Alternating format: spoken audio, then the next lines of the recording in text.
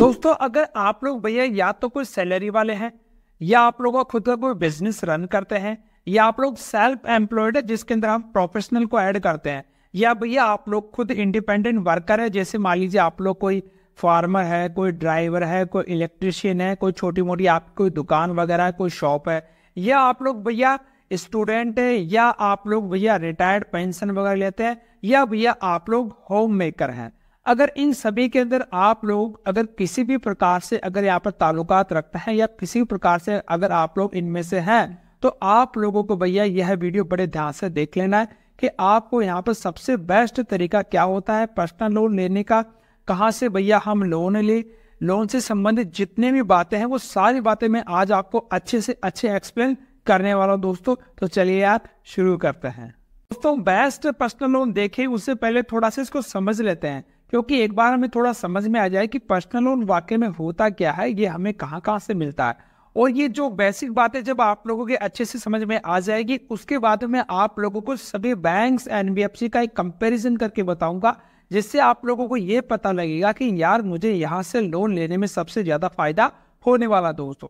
तो भैया सबसे पहले बात करते हैं कि जैसे कि आपको पता है कि जब भी हमें पैसों के उधार की जरूरत होती है तो भैया हम लोग जाते हैं सबसे पहले अपने रिश्तेदारों के पास में जाते हैं, दूसरा ऑप्शन जाते हैं भैया हमारे बैंक्स, तीसरा जब बैंक से भी हमें नहीं मिलता है तो फिर हम जाते हैं भैया एनबीएफसी के पास में, चौथा ऑप्शन देखते हैं भैया फिर हम instant loan apps, instant loan apps. तो इस प्रकार से दोस्तों पर्सनल लोन लेने का भैया यहाँ पे 4 तरीका होता है, जिसके अंदर इंस्टेंट लोन ऐप के अंदर भैया 2 कैटेगरीज होती है। एक कैटेगरीज तो होती है भैया जिसके ऐप आपको गूगल प्ले स्टोर के ऊपर मिल जाएंगे, या मैं बोलूँ कि भैया ये जो ऐप होते हैं भैया वो एनबीएफसी कंपनीज के होते हैं, और एक होते हैं भैया वो चाइनीज ऐप होते हैं जो आप लोग सब जानते हैं, उसके बारे में आप लोगों से कुछ भी यहाँ पर छुपा हुआ नहीं है दोस्तों। तो ये तो हमें पता लग गया कि भैया लोन आप लोग यहाँ से 4 जगह से ले सकते हैं।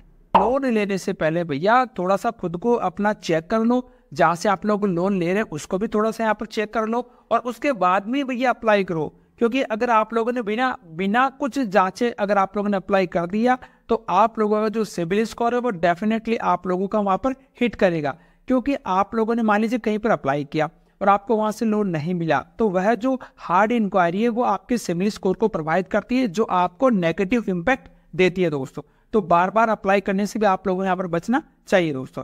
भैया जब भी हम यहाँ पर लोन के लिए अप्लाई करते हैं तो हमें किन किन चीज़ों के यहाँ पर देखना चाहिए। सबसे पहले भैया अपने डॉक्यूमेंट्स, जी हाँ दोस्तों सबसे पहले आप लोगों को इन्हीं की आवश्यकता पड़ेगी, क्योंकि डॉक्यूमेंट्स के बिना आप लोग बैंक को आप लोग वेरीफाई नहीं करवा पाओगे कि आप लोग इसके लिए एलिजिबल है या नहीं है। अब डॉक्यूमेंट्स के अंदर आप लोगों को बहुत सारी यहाँ पर छूट भी दे रखी है, जैसे आपको डॉक्यूमेंट्स बेसिक की केवाईसी चाहिए, आधार कार्ड, एक पैन कार्ड, बस 2 तो केवाईसी के लिए काफ़ी है, क्योंकि आजकल वैसे आधार के अंदर ओटीपी आ जाती तो उससे भैया केवाईसी भी ऑटोमेटिक यहाँ पर हो जाता। अब बात करते हुए बैंक स्टेटमेंट की, तो बैंक स्टेटमेंट आपको 3 महीने का या मैक्सिमम आपको 6 महीने तक का बैंक स्टेटमेंट सफिशिएंट होता है। फिर बात है भैया आपकी इनकम प्रूफ की, अगर आप लोग सैलरी वाले हैं तो भैया आपकी सैलरी स्लिप यहाँ पर जरूर लगने वाली है, बिजनेस वाले तो आपको बिजनेस का यहाँ पर प्रूफ देना पड़ेगा, यानी कि ये जो आप लोगों ने जो बताया उसको कि भैया मैं इतना कमाता हूँ, ये मैं आपको यहाँ पर रोजगार करता हूँ, तो वो रोजगार आपको वहाँ पर प्रूफ करना होता है। फिर बात करिए इंटरेस्ट रेट की, तो इंटरेस्ट रेट के ऊपर तो मैं आपको अभी आगे बहुत सारी चीज़ें बताऊंगा, लेकिन अगर मैं आपको बेसिकली बताऊं जो पर्सनल लोन होता है भैया उसकी रेट ऑफ इंटरेस्ट इस समय चल रही है 10% से लेकर 22% तक। एक अच्छे बैंक्स की मैं आपको बात बता रहा हूँ, एक अच्छी एनबीएफसी की बात बता रहा हूँ। अब ऐसे कहीं आप लोग इंस्टेंट लोन ऐप के चक्कर में फंस जाओगे तो वहाँ पर आपको 70% की रेट ऑफ इंटरेस्ट भी देने को पड़ सकती है दोस्तों। फिर बात करते हुए अगला पॉइंट होता है आपका टेन्योर। जी हाँ दोस्तों टेन्योर का आप लोग यहाँ पर विशेष ध्यान रखिए। मान लीजिए आपने 1 लाख रुपए लिए और आप लोग भैया इतनी ज्यादा 10,000 रुपए की किस्त यहाँ पर अफोर्ड नहीं कर सकते, यानी आप लोग उसको 1 साल की जगह 5 साल में चुकाना चाहते हैं, तो पहले आप लोग लोन अप्लाई करने से पहले ही पता कर लो कि भैया यहाँ पर पर्सनल लोन की मुझे यहाँ पर कितनी ड्यूरेशन मिलने वाली है। मैक्सिमम आप लोगों को यहाँ पर 7 साल तक मिल सकते हैं, लेकिन नॉर्मली आपको बैंक से हम केवल 5 साल तक की यहाँ पर ड्यूरेशन देते हैं दोस्तों।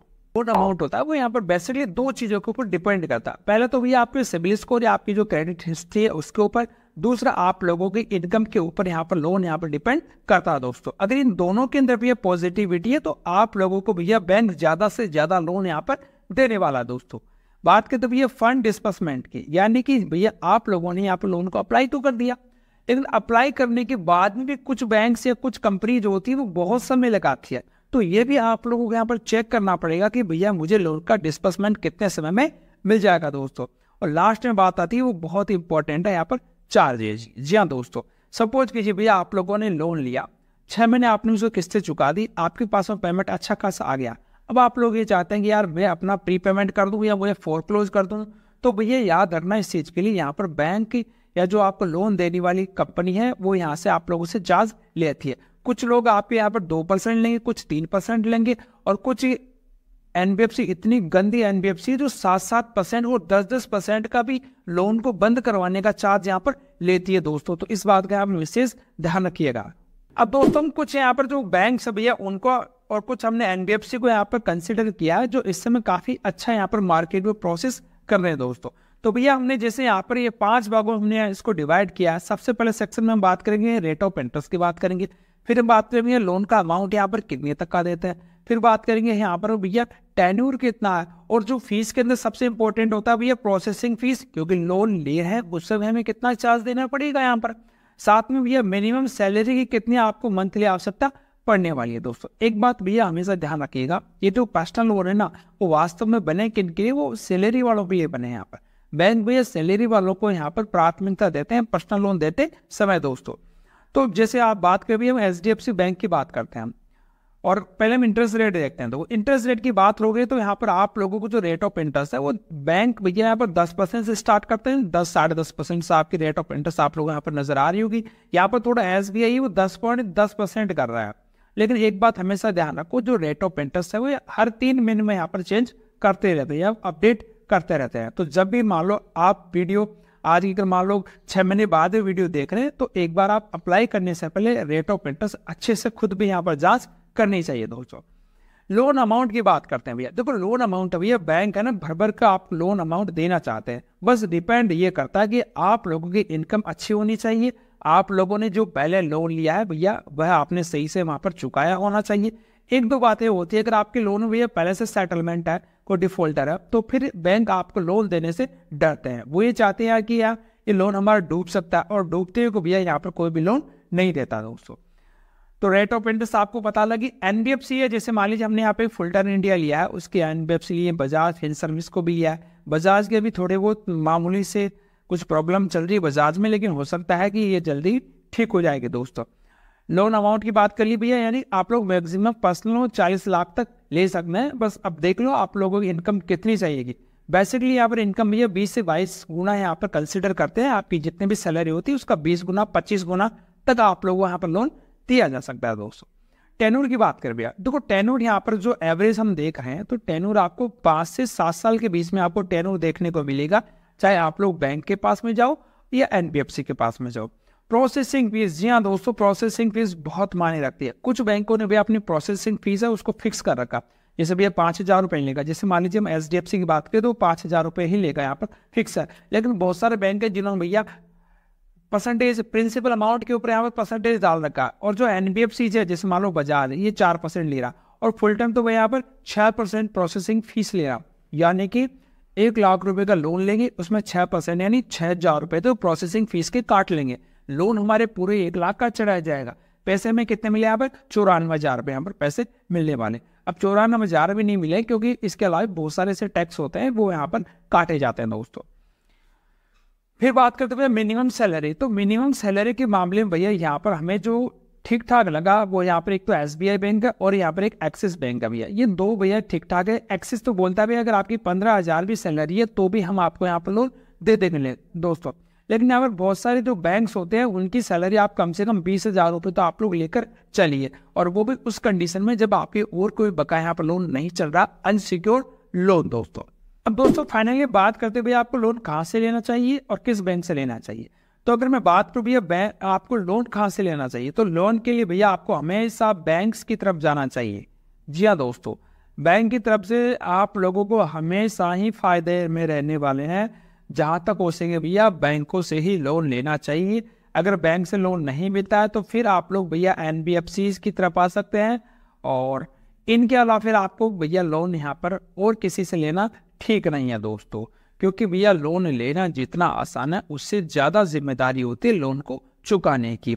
और अगर आप लोग जितना नीचे जाएंगे, जितना भैया आप लोग डाउन में जाएंगे, उतना ही भैया उनका रिकवरी करने का जो तरीका होता है वो खराब होता है दोस्तों। मैं क्लियर बता दूं, अगर आप लोग भैया कहीं इंस्टेंट लोन ऐप में जा रहे हैं तो फिर आप लोग ये समझ लीजिए आपकी प्राइवेसी के साथ में यहाँ पर छेड़छाड़ होता है। हाँ, ये बात अलग है कि अगर आप लोग ऑनलाइन में, अगर आप लोग SBI के साथ जा रहे हैं, किसी बड़े बैंक के साथ में जा रहे हैं, HDFC के पास में जा रहे हैं, एक्सिस के पास में जा रहे हैं, ICICI के पास में जा रहे हैं, तो वहाँ पर आप लोगों की चीज़ें वहाँ पर चुराई नहीं जाती है, आपकी पर्सनल डिटेल वहाँ पर चोरी नहीं होती है।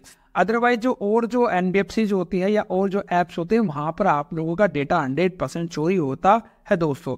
और वह उसका इस्तेमाल कब करते हैं, जब आप लोग अपनी किस्त नहीं चुका पाते, उस समय भैया उसका यहाँ पर मिसयूज किया जाता है हमें डराने धमकाने के लिए। तो पहला क्लियर हो गया भैया हमें लोन कहाँ से लेना है, बैंकों से लेना दोस्तों। अगर आपको तत्काल में नहीं मिल रहा है, अगर आपको तत्काल में आवश्यकता है, तो फिर आप लोग भैया किसी सिक्योर लोन की तरफ जा सकते हैं। जैसे मान लीजिए कोई FD पे लोन है या कोई गोल्ड लोन के ऊपर लोन है, कोई दिक्कत नहीं यार, अपना सोना है तो आप लोग उसको गिरवी रखे भी लोन ले सकते हैं, कोई दिक्कत नहीं है। लेकिन आप लोग इन ऐप्स के चक्कर में फंसेंगे, उससे अच्छा तो आप लोग बैंक से लेंगे, तो वो सबसे बेटर होने वाला। रेट ऑफ इंटरेस्ट हमने बता दिया आपको 11% से तो लेके चलिए आप लोग, मैक्सिमम बैंक होते हैं ना वो आपको 20-22% से ऊपर यहाँ पर रेट नहीं लगाते। चाहे आप लोगों का लोन रिजेक्ट कर देंगे, लेकिन वो 36% की रेट यहाँ पर नहीं लगाते। ऐसा भैया कंपनीज के साथ में होता है दोस्तों। क्या बैंकों में बताऊँ आपको, इस समय देखो 3 बैंक है जो अच्छा परफॉर्म कर रहे हैं। अब हो सकता है थोड़ा इनमें 19-20 भी हो सकता है यार। देखो बैंक के अंदर मैं बात करूँ भैया तो अपना एक SBI तो है ही सबसे पहले, ठीक है, SBI है। इसके अलावा भी एक्सिस भी काफ़ी अच्छा परफॉर्म कर रहा है, ICICI भी बढ़िया कर रहा है, और एक HDFC, ठीक है। अगर हम टॉप 3 के अंदर लेना तो यहाँ पर भैया टॉप 3 में ये 4 तो हमें लेने पड़ेंगे यार, इनको हम छोड़ नहीं सकते यहाँ पर। इसके अलावा भी यार जो बैंक है सारे बेटर हैं, ठीक है, ऐसी बात नहीं, लेकिन ये थोड़ा सा यहाँ पर ठीक है दोस्तों। तो उम्मीद कर रहा हूँ दोस्तों आपके पर्सनल लोन से रिलेटेड जितने भी डाउट्स थे वो सारे डाउट्स मैंने आपको दूर करने की पूरी कोशिश की गई है। और अगर आपको कोई सवाल है तो नीचे मुझे कमेंट में जरूर पूछिएगा। जानकारी पसंद आई तो इसको लाइक कीजिएगा, अपने सभी दोस्तों को शेयर कीजिएगा। दोस्तों आज के लिए इतना ही, धन्यवाद, राम राम।